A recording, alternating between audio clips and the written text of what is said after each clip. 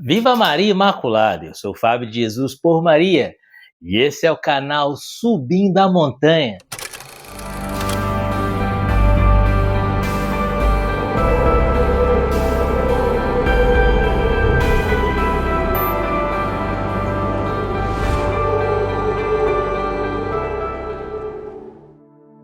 Palavras de vida eterna, o pão da palavra no seu dia a dia, porque não só de pão vive o homem, mas de toda a palavra que provém da boca de Deus.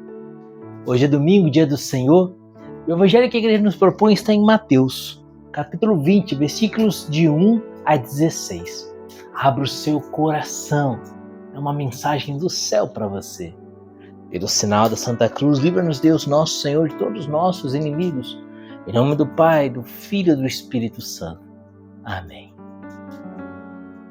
Com efeito, o reino dos céus é semelhante a um pai de família que saiu ao romper da manhã, a fim de contratar operários para a sua vinha.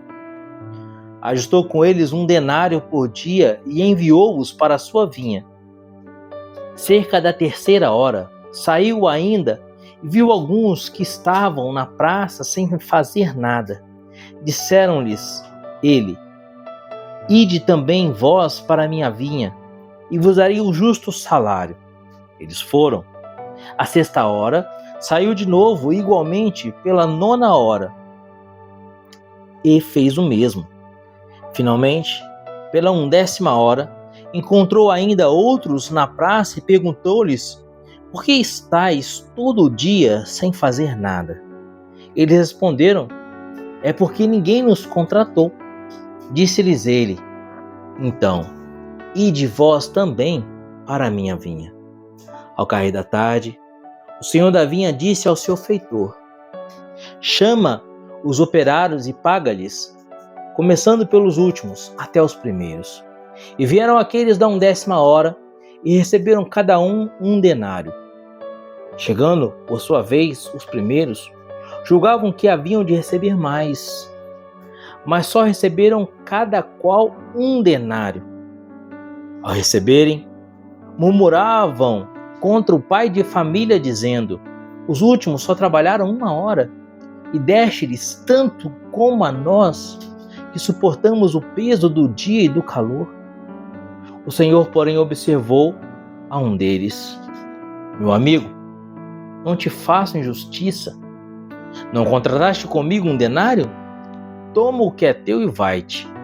Eu quero dar a este último tanto quanto a ti. Ou não me é permitido fazer dos meus bens o que me apraz? Porventura vês com maus olhos que eu seja bom? Assim, pois, os últimos serão os primeiros, e os primeiros serão os últimos. Palavra da salvação. Glória a vós, Senhor. Queridos, nessa última semana eu fiquei sem subir vídeos aqui para o canal porque estou fazendo um curso. E nesse curso que estou fazendo, estou fora da minha cidade, estou em outra cidade trabalhando nesse curso e lá não tem internet, então eu não consegui subir os vídeos. Hoje, domingo, subo o vídeo semanal, o vídeo desse domingo, do Dia do Senhor. Amanhã também, segunda-feira, eu vou conseguir subir mais um vídeo. E aí só na semana que vem de novo eu vou conseguir no próximo domingo e na próxima segunda subir vídeos. São 3 semanas de curso, já foi 1 semana, faltam 2. Por isso nessas 3 semanas os nossos vídeos serão apenas dominicais. Terminando a 3ª semana, concluindo o curso, se encerra dia 6 de outubro, dia 7 de outubro, festa de Nossa Senhora do Rosário. Eu já volto novamente a gravar diariamente. Aí retomamos a nossa rotina normal aqui no canal Subindo a Montanha, com vídeos diários, meditando o Evangelho. Então peço desculpas a vocês por esses dias, essa semana que fiquei sem postar vídeos todos os dias, e pelas 2 próximas semanas, nas quais só postarei vídeos aos finais de semana, por conta desse curso. E aí, a partir do dia 7 de outubro, dia de Nossa Senhora do Rosário, retomamos com força total aqui no nosso canal Subindo a Montanha. Mas vamos ao Evangelho de hoje, a meditação deste Evangelho de hoje. Jesus conta uma parábola. Ele disse que havia um pai de família que começou a contratar operários para a sua vinha, para colher a uva que já estava em ponto de ser colhido. E assim, ao longo do dia, pessoas foram se somando aos trabalhadores, uns logo no início da manhã, outros ao meio-dia, outros ao final da tarde. E a cada trabalhador, o Senhor havia combinado de pagar 1 denário. Ao ajustar as contas, ele chama primeiro aqueles que chegaram pela manhã. Ou melhor, perdão. Ele chama primeiro aqueles que chegaram no final da tarde e paga-lhes 1 denário. Assim, aqueles que chegaram pela manhã, vendo que aqueles que chegaram no finalzinho do dia receberam 1 denário, eles pensaram: apesar que o Senhor havia combinado conosco de nos pagar 1 denário, como ele pagou 1 denário a esses que só trabalharam 1 hora, a nós, com certeza ele vai pagar muito mais. E criaram uma expectativa de receberem muito mais. Quando foram receber, a surpresa deles, o Senhor deu-lhes 1 denário também. Eles logo acharam estranho e se queixaram, murmuraram. A palavra diz que eles murmuraram, dizendo: nós suportamos o calor do dia, os sofrimentos ao longo desse dia inteiro de trabalho, e o Senhor nos paga a mesma coisa que recebeu esses que trabalharam 1 única hora? Esse argumento dos trabalhadores da primeira hora, reclamando que os trabalhadores da última hora receberam o mesmo salário deles, é um argumento que tem uma lógica. Qualquer pessoa humana pensaria dessa forma. Afinal de contas, eles trabalharam 8 horas de serviço, os outros trabalharam 1 hora. Se eles receberam 1 denário trabalhando 1 hora, a lógica seria que aqueles que trabalharam 8 horas receberiam ao mínimo 8 denários, 1 denário por hora. Mas não foi assim. A grande surpresa deles é que o Senhor mostra para eles que ele estava sendo justo, e de fato ele estava sendo justo. Ele diz: nós não combinamos de receber 1 denário? Eu não combinei de pagar a vocês 1 denário? É aquilo que nós combinamos, nada mais, nada menos do que foi combinado. Com relação a esses que trabalharam apenas 1 hora, eu estou sendo generoso. Te incomoda a minha bondade? Queridos, sejamos sinceros. Incomoda. Chama a atenção. Qual é o sentido dessa parábola? Jesus encerra a parábola dizendo no versículo 16: assim, pois, os últimos serão os primeiros e os primeiros serão os últimos. O que Jesus quer dizer com isso? É preciso entender o texto em todo o seu contexto. O contexto desse texto de hoje, de Mateus capítulo 20, a partir do versículo 1, para que nós compreendamos o contexto, precisamos ver o que se sucedeu no capítulo 19. No capítulo 19 de Mateus, a partir do versículo 13, a palavra diz assim: foram então apresentadas algumas criancinhas para que pusesse as mãos sobre elas e orasse por elas. Os discípulos, porém, as afastavam. Disse-lhe Jesus: deixai vir a mim as criancinhas e não as impeçais, porque delas é o reino dos céus. O que significa isso? O que significa? Qual é o sentido exegético, hermenêutico desse fato histórico? O fato histórico é que as mães queriam que Jesus tocasse as crianças, os discípulos afastavam as crianças porque estavam atrapalhando, estavam incomodando, segundo o pensamento deles, iriam incomodar o mestre. Jesus fala: não afaste as criancinhas, mas deixe elas vir a mim, porque o reino dos céus é aqueles que são semelhantes às crianças. E como são as crianças? São pequenas, são humildes, são obedientes, e em tudo dependem dos seus pais. Assim, Jesus mostra que para termos acesso ao reino de Deus, não podemos ser orgulhosos, soberbos, precisamos ser pequenos como as crianças, precisamos obedecer a Deus como as crianças obedecem aos seus pais, e precisamos compreender que em tudo nós dependemos de Deus, assim como uma criança em tudo depende do seu pai. Na sequência desse texto vem o versículo 16, onde há o episódio do jovem rico. Mateus capítulo 19, versículos 16 a versículo 30, conta a história de um jovem rico que se aproxima de Jesus e pergunta o que ele deve fazer para entrar no reino dos céus. Jesus disse: se você quer entrar no reino dos céus, guarda os mandamentos. Ele fala: eu vi os meus mandamentos desde a minha infância. Então Jesus fala: se você quer ser perfeito, vai, vende tudo, dá aos pobres, terás um tesouro no céu, depois vem e segue. O Evangelho diz que o jovem se entristeceu, o seu coração se entristeceu, porque ele era muito rico, tinha muitos bens.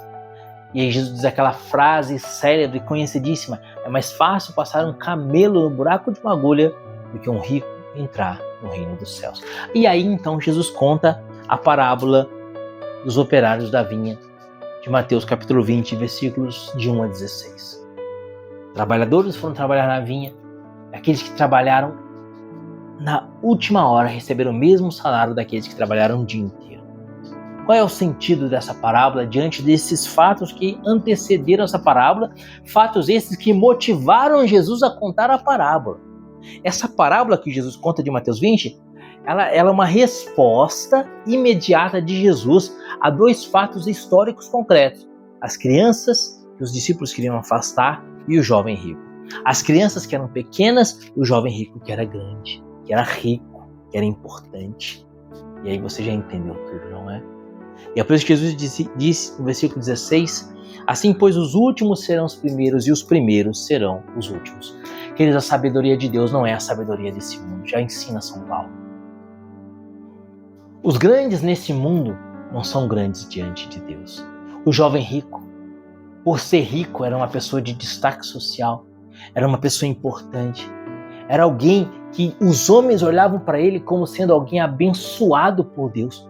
Os judeus faziam essa leitura: se alguém era cego, se alguém era coxo, se alguém passava uma enfermidade grave, se alguém tinha lepra, os judeus, no tempo de Jesus, faziam uma leitura de que aquela desgraça, aquela lepra, aquela doença, aquela enfermidade, aquela pobreza, aquela mendicância era consequência do pecado, era uma punição pelos seus pecados.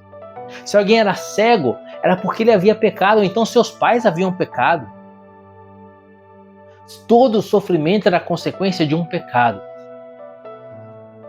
E a riqueza, a felicidade material nesse mundo, seria então, na cabeça do judeu naquela época, fruto de uma santidade, fruto de uma observância dos mandamentos de Deus. Por isso aquele jovem rico, ele era tido por todos como um homem justo, como um homem santo, como alguém que vivia e guardava os mandamentos. Fato esse que ele mesmo atesta para Jesus, dizendo, quando Jesus fala: se queres entrar no reino dos céus, guarda os mandamentos, ele fala: Senhor, eu guardo meus mandamentos desde a minha infância. Mas aquele homem era apegado à sua riqueza. Ele entendia que a sua riqueza, aquilo que o fazia grande nesse mundo, era a sua felicidade. Ele havia colocado o seu coração na sua riqueza. Jesus diz no Evangelho: aonde estiver o seu tesouro, aí estará o seu coração. Jesus, sabendo que o coração daquele jovem estava apegado à sua riqueza, diz então para ele: vai, vende tudo, dá aos pobres, vem e segue. Ele não consegue, ele sai entristecido. E aí Jesus conta essa parábola, mostrando que as razões de Deus não são as razões dos homens. A razão do homem é a seguinte: trabalhei 8 horas, então logo devo receber 8 denários, já que aquele que trabalhou 1 hora deve receber 1 denário. Essa é a razão dos homens. A razão dos homens é: se eu tiver dinheiro, eu vou ser feliz. Mentira ou verdade? Se eu tiver aquele carro, eu vou ser feliz. Se eu tiver saúde, eu vou ser feliz. Se eu tiver uma casa, eu vou ser feliz. Se eu tiver um diploma universitário, uma pós-graduação, um mestrado, um doutorado, um pós-doutorado, serei feliz. Se eu tiver passado em um concurso público, serei feliz. Quando eu aposentar e não precisar mais trabalhar e o dinheiro cair na minha conta corrente da aposentadoria sem que eu trabalhe mais, aí sim eu serei feliz. Quando eu ficar velho, poder comprar uma casa na roça e morar na roça e tiver paz, sossego, tranquilidade, aí então eu serei feliz. Queridos, mas acontece que aí vem a casa na roça, vem a aposentadoria, vem a faculdade, ou a pós-graduação, mestrado, doutorado, pós-doutorado, vem o dinheiro, vem o carro, tem a saúde do corpo, mas mesmo assim o homem percebe que ainda não é feliz. E se ele tem tudo que ele sempre sonhou, por que então ele não é feliz? Ele percebe que a vida dele não tem sentido. E aí vem a depressão, aí vem a síndrome do pânico. E aí por isso tantas pessoas hoje estão doentes psicologicamente, psiquiatricamente falando. Com depressão, com síndrome do pânico, numa frustração tremenda, porque conquistaram aquilo que o mundo disse para eles que se eles conquistassem, eles seriam felizes, mas de fato eles não são felizes. Eles pensaram que eles iam receber 8 denários, mas não receberam 8 denários. Jesus é a nossa felicidade. Jesus é a nossa felicidade. O sentido dessa parábola é que a felicidade não está em receber o denário ao final do dia. A felicidade está em trabalhar na vinha do Senhor. A felicidade está em estar na presença do Senhor. A felicidade está em servir a Deus. A felicidade está em conhecer a Jesus, a ter intimidade com Jesus. O jovem rico saiu triste. Depois Jesus disse: vai, vende tudo, dá aos pobres, terás um tesouro no céu, depois vem e segue-me. Ele saiu triste, porque ele saiu da presença de Deus. Queridos, toda vez que nós estivermos na presença de Deus, seremos felizes. Toda vez que nós nos subtraímos da presença de Deus, encontraremos tristeza, angústia, depressão, síndrome do pânico e etc. Você quer ser feliz? Vai, vende tudo, dá aos pobres, vem e segue-me. Mas como assim, Fábio? Vou ter que vender tudo? Eu sou casado, meus filhos dependem de mim, como é que eu vou vender tudo, deixar meu emprego para seguir Jesus? Que história é essa? Esse vai, vende tudo, dá aos pobres e vem e segue-me significa não ama nada acima de Jesus. Cristo nil preopponere, nada sobrepor a Cristo. Cristo nil preopponere. Que Jesus seja o número 1 da sua vida. Que você não esteja na presença de Deus apenas por causa do denário no final do dia. Que você esteja na presença de Deus trabalhando na vinha do Senhor por causa do Senhor da vinha. Deixa Jesus entrar na sua história. Deixa Jesus falar no seu coração. Deixa Jesus te mostrar qual é a verdadeira felicidade. Dá uma chance para Jesus.